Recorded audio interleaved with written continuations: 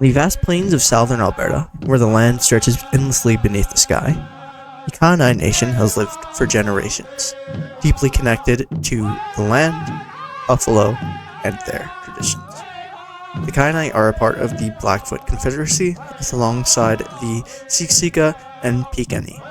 For thousands of years, they followed the buffalo across the plains.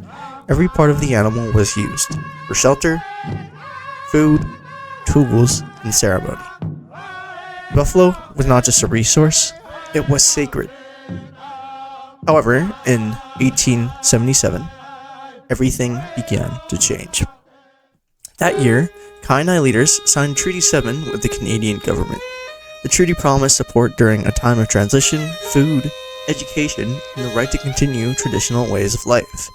In return, vast areas of land were shared with settlers. However, the reality was far different.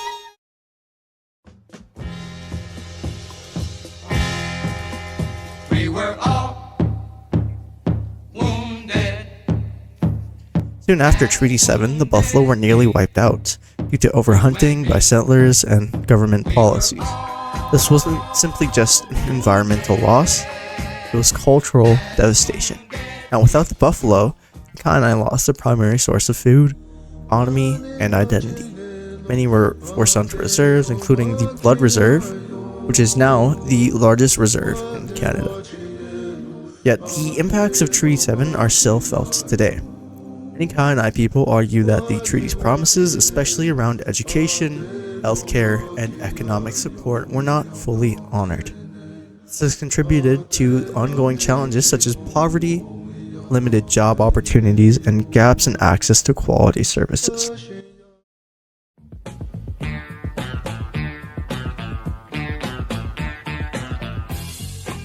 A sense of hope is found through the Buffalo Treaty, which marks a powerful step toward renewal.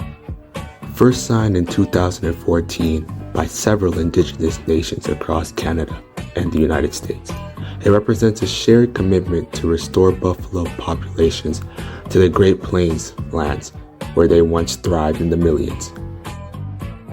But the treaty is not only about bringing an animal back. It is also about restoring balance to entire ecosystems, protecting fragile grasslands, and renewing relationships between people, land, and life. For many nations, including the Kainai, the Buffalo Treaty is also deeply cultural and spiritual.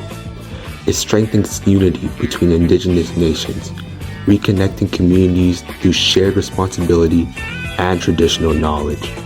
In a sense, it reverses the isolation caused by colonial borders, bringing people back together around something that once sustained them all. For the Kainai, bringing back the buffalo means more than just conservation. It represents healing from historical loss, the rebuilding of identity, and the revival of traditions that were once at risk of disappearing. It allows younger generations to experience teachings not just in stories, but through living culture on the land.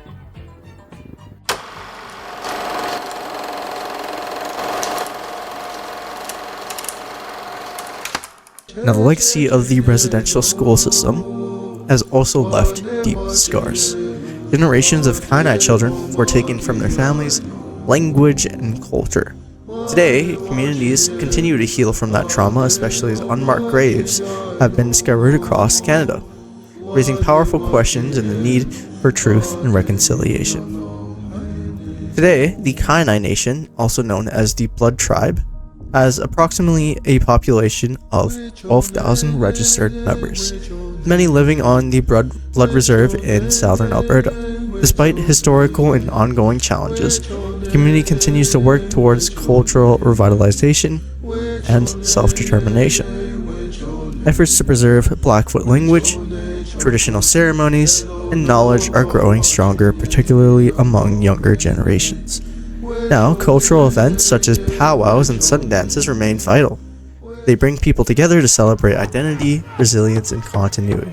At the same time, the Kainai Nation is actively involved in modern governance, education, and economic development projects that aim to create opportunities while maintaining their cultural roots.